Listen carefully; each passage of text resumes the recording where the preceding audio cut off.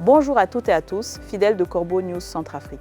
Gisèle Moloma est ravie de vous accueillir pour ce nouveau rendez-vous d'information. Je suis accompagnée aujourd'hui de mon complice de l'antenne, Vico Cynthia. Bonjour Vico Cynthia. Nous allons plonger ensemble dans une analyse sans concession sur la gouvernance actuelle. Bonjour Gisèle Moloma et bonjour à notre public toujours plus nombreux.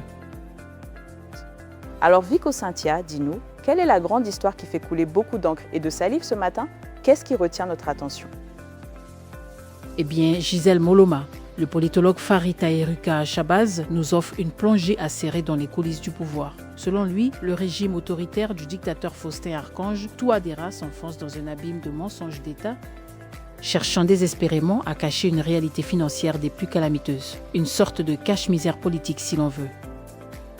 C'est une analyse des plus cinglantes que nous propose Farid Taheruka Shabazz. Il met en garde très clairement contre les chimères de cette prétendue nouvelle république de l'empereur Faustin. Un pouvoir qui, affirme-t-il, pousse l'audace jusqu'à imposer le silence radio à ses propres ministres, tout ça pour dissimuler un vide abyssal dans les caisses de l'État. La situation politique en République centrafricaine atteint, il est vrai, un stade décisif avec l'établissement des nouvelles institutions. Farid Taheruka Shabazz nous invite à sonder au-delà des façades officielles et des interminables rituels protocolaires.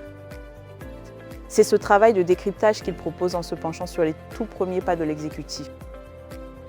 En effet, Gisèle Moloma, la rentrée politique, bien loin d'apporter un vrai souffle de renouveau, sert plutôt de prétexte à une méditation profonde sur la gestion de l'État. En examinant le premier conseil des ministres du gouvernement Moloa III, tenu un certain jeudi 4 juin, Farid Taheruka Shabazz nous exhorte à mesurer l'écart qui se creuse de plus en plus grand entre les belles paroles d'apparat et la vérité crue des comptes publics. C'est une mise en garde contre la poudre aux yeux, ni plus ni moins. Et quelle lecture! Lors de cette première réunion gouvernementale, le dictateur Faustin-Archange Touadéra a déroulé un programme que l'on pourrait qualifier d'excessivement ambitieux pour ce qu'il appelle sa nouvelle république. L'empereur a ainsi égrené une litanie d'objectifs prioritaires: fournir de l'électricité et de l'eau potable, bâtir des routes, moderniser l'agriculture et même embrasser la transition numérique. Mais Farid Taheruka Shabazz, lui, démonte tout cela. Il estime que cette liste de bonnes intentions ressemble furieusement à un inventaire de vœux pieux, complètement déconnecté des réalités économiques. C'est exactement ça, Gisèle Moloma. Le politologue y voit une véritable fumée destinée à cacher les chiffres réels qui émanent de la direction générale du budget. Farid Taheruka Shabazz insiste lourdement sur la nécessité de confronter ces déclarations qui semblent sorties d'un conte de fées aux données officielles de la loi de finances 2026. Une manière de dire « montrez-nous l'argent si vous en avez ». Et les documents budgétaires ainsi que les rapports d'exécution budgétaire ne font que confirmer les pires craintes de l'expert. Les finances publiques sont dans un état lamentable, avec un gouffre béant de 28 milliards de FCFA. Farid Taheruka Shabazz souligne que les recettes totales envisagées plafonnent, du moins en théorie, à 368 milliards de FCFA. Pour le politologue, c'est une pure illusion de prétendre piloter une refondation structurelle quand les ressources disponibles ne suffisent même pas à couvrir les dépenses de fonctionnement de l'administration. Une situation qu'il qualifie de rupture financière majeure, Gisèle Moloma, ce qui d'emblée invalide toutes les annonces grandiloquentes d'investissements massifs. C'est un peu comme promettre un festin quand on n'a même pas de quoi acheter le pain quotidien. Le volet social et agricole du programme impérial subit la même analyse impitoyable de la part de l'expert. Effectivement, le pouvoir central semble parier sur la naïveté d'une nouvelle cohorte de politiciens, se contentant de déclarations pleines de bienveillance. Mais Farid Taheruka Shabazz nous rappelle, avec la froideur des chiffres, que les rapports d'exécution budgétaire sont d'une clarté effrayante. L'enveloppe allouée aux investissements publics est en recul manifeste. Le politologue explique ce phénomène par l'assèchement des aides étrangères, les partenaires internationaux ayant perdu toute confiance dans la gouvernance de l'empereur Faustin-Archange Touadéra.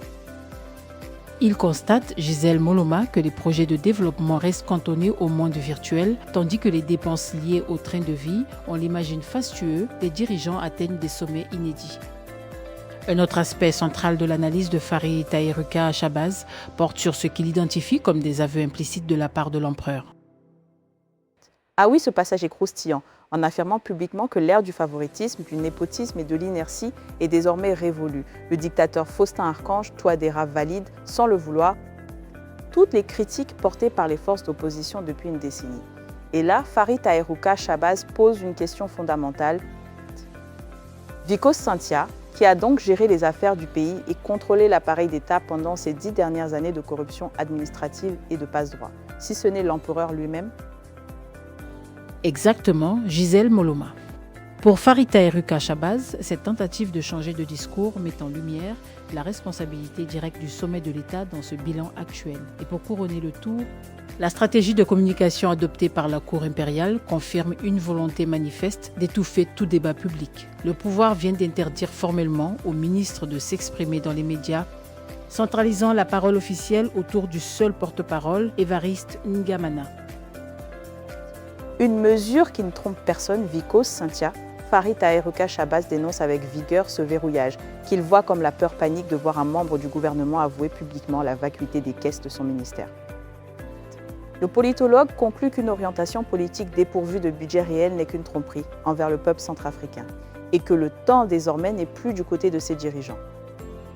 Cette analyse était celle de Farid Taherruka Shabazz et nous remercions Alain Dilo pour cet article percutant.